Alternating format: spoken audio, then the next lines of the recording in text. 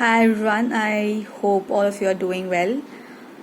Welcome back to another new episode on my channel. This episode is going to be a little different in the sense that it's not going to be so much about me sharing solid information that I have about conception or other tips or tricks. It's going to be me babbling literally.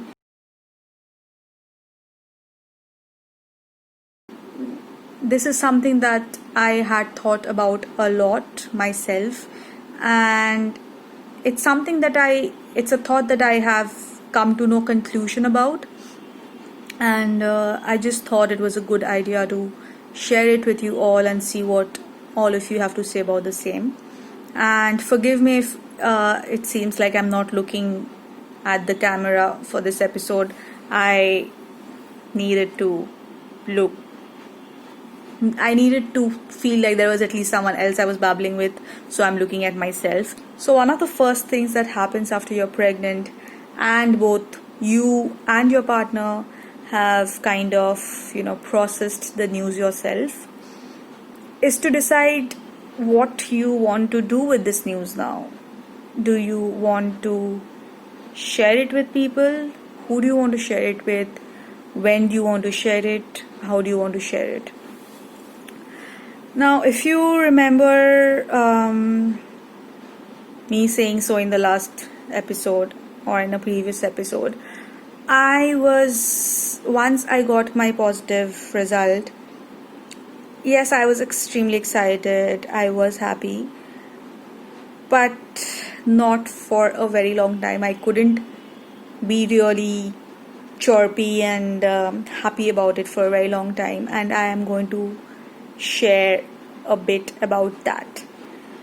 So, in the weeks leading up to my positive result, I was reading a lot of these articles as usual, and I was also reading a lot of comments on these community boards that exist on these apps.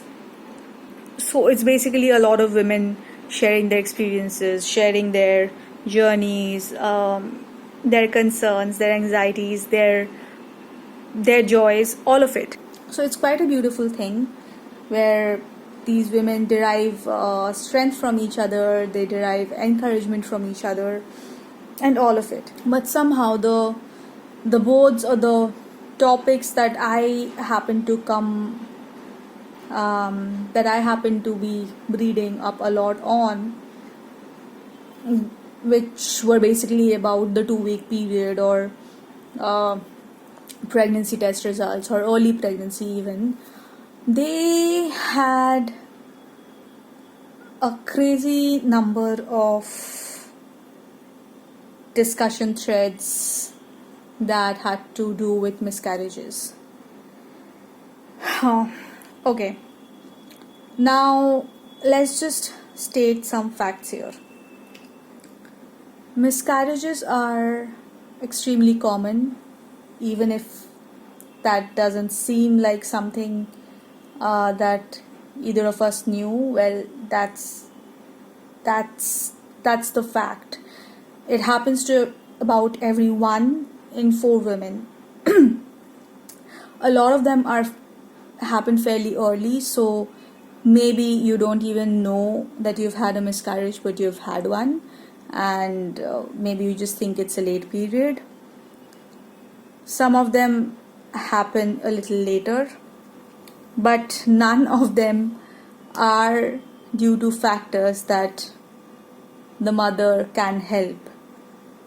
It's mostly to do with chromosomal abnormalities that the fetus had, for which it is being rejected, and it really is nothing that me or you can help or could have helped.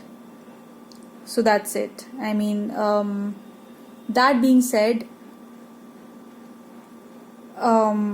if you have a fetal heartbeat by around 7 weeks, the chances of you miscarrying drops significantly, and after 12 weeks it is almost close to none. Not to say it doesn't happen after that, but the chances are really reduced. As a person who had just conceived and who was facing probable potential of a miscarriage in the coming few weeks, I was not paranoid or scared. I was very anxious. I mean, I had my guards up all the time. That's mostly how I deal with situations. I set my expectations super low, and I always prepare myself for the worst. And given all these comments and all the information overload that I had regarding this, I was super anxious. I remember how I used to, after visiting the washroom, check with the tissue paper after me to see if there was blood for a very long period of time. And so this was the state that I was in, where I was initially happy, but I was more skeptical and pessimistic and really unsure about this entire thing, unsure about celebrating it even. After telling both our sets of parents, we did open up to a few other people, and eventually, very soon, since we were also excited about it, there were a few people that we wanted to share this news with, but we were in two minds about it. We weren't really sure. And that is exactly when I had this thought about what was it that was stopping us from, sharing this news. I mean, your pregnancy is as private to you as you want to make it. If you do not want to share with anyone but XYZ, that's absolutely fine. But if you are waiting, but my question was, is if you're waiting to share with these people that you kind of want to share with, but you're waiting for the 12-week mark, what was it that was making you wait? The fact that you can have a miscarriage before that, right? Mostly that. Correct me if there are other reasons, but to my knowledge, that is the only reason that things can kind of go wrong before that. And my question at that point of time was, so what? What if I have a miscarriage? I mean, why is it such a big deal? I mean, when I say why is it such a big deal, I'm not belittling the experience of someone who's had a miscarriage. I'm not dismissing it in any way at all. But what is it that makes us, kind of hide it or not share news around it, or feel uncomfortable talking about it or responding to questions regarding it? I don't exactly know what it was that made talking about it so, I don't know if it's taboo, but there is a definite silence around it for whatever reason. So I was like, why can't I just tell everyone that I want to tell? And if something does go wrong, we speak about it, we tell them we had a miscarriage, and probably there was something wrong with there was something chromosomally wrong, and that was probably the best thing that could happen, and fine, we tell them. that was me. And yes, we did share with a few people, because at that point of time I was like, I don't want to make this a big thing, and if something happens, it happens. We just talk about it normally. But very soon there was also this part of me which felt like, you know it's not so much that I I feel uncomfortable or shameful or whatever talking about miscarriage. It's just that I am not ready to have 100 well intentioned but consolatory, right, calls or messages surrounding the miscarriage if it happens. I mean, I know it's you're coming from a good place, but I am just not that kind of person who would want to, you know, talk about this or receive pity or sympathy. And maybe it wasn't sympathy or pity, honestly, but I would probably feel like it was. So I've been through these two phases myself. Looking back on it now, though, I have a few questions and thoughts about this whole thing. And please let me know what you think about it. So, of course, why wait to announce? You wait to announce because you do not want to, for whatever reason, announce your miscarriage news if that happens right after you announce your pregnancy to people. You might not be willing to announce because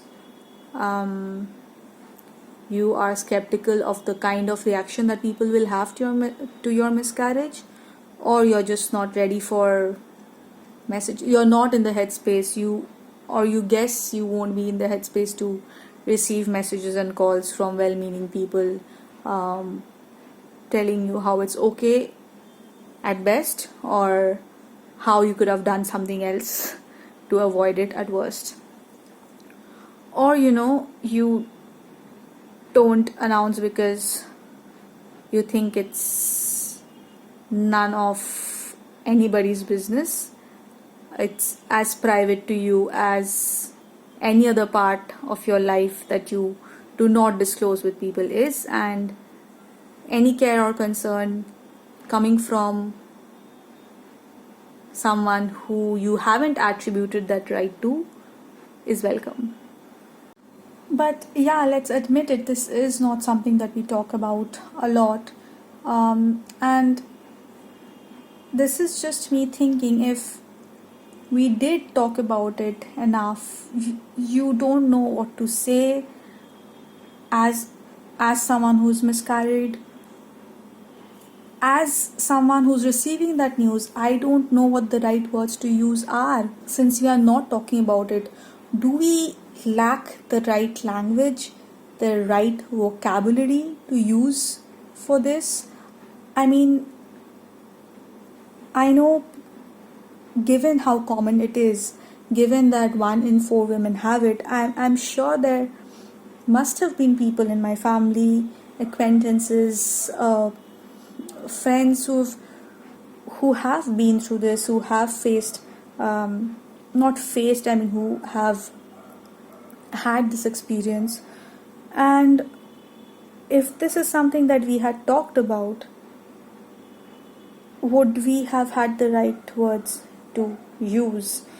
The right words which would perhaps, not make someone like me uncomfortable, thinking that, okay, what else will that person have to say? He or she will just be saying sorry and take care. Or maybe those are not the things that you need. Maybe there exists a vocab beyond just the take cares and it'll be all rights that we are not aware of right now. I mean, I was going through these experiences of these women who have shared about their miscarriage and um, how they dealt with the silence around it. But yes, of course, a lot of them are like, we didn't want to share, it was private to us. But a lot of them have also shared how them sharing their experience kind of created a safe and open space for someone else in the future to come up and talk about it. And maybe that's how it will eventually change, and I'm not saying, probably this doesn't make sense, but words can affect so much and influence how we feel, right? So if we talked about this in a different way, would we start feeling differently? This is just me wondering out loud. I repeat, none of this entire ramble is meant to, slight the experiences or undermine the experiences of anyone who's had a miscarriage. It's literally the opposite. But I know I'm coming from a space where I have not experienced it, so it might seem like it's not my place to talk about it. Is it too sensitive to talk about? Is it best not talked about? Should we just let it be? But just let me know, because there are these experiences where people have been like, I wanted to talk about it, I was okay to talk about it, but nobody seemed to ask anything. And I'm sure nobody is asking anything not because they do not care, but they do not know what they should be asking or what is okay or appropriate to ask. I don't know if I could really, articulate my thoughts. It was really a lot of ifs and buts, but that's what it's supposed to be about. And I look forward to hearing what you have to say about it.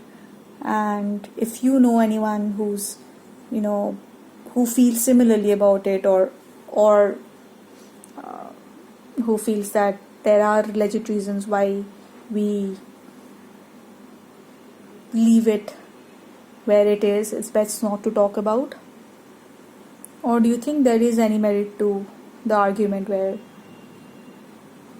talking about it differently might eventually make us feel differently about it?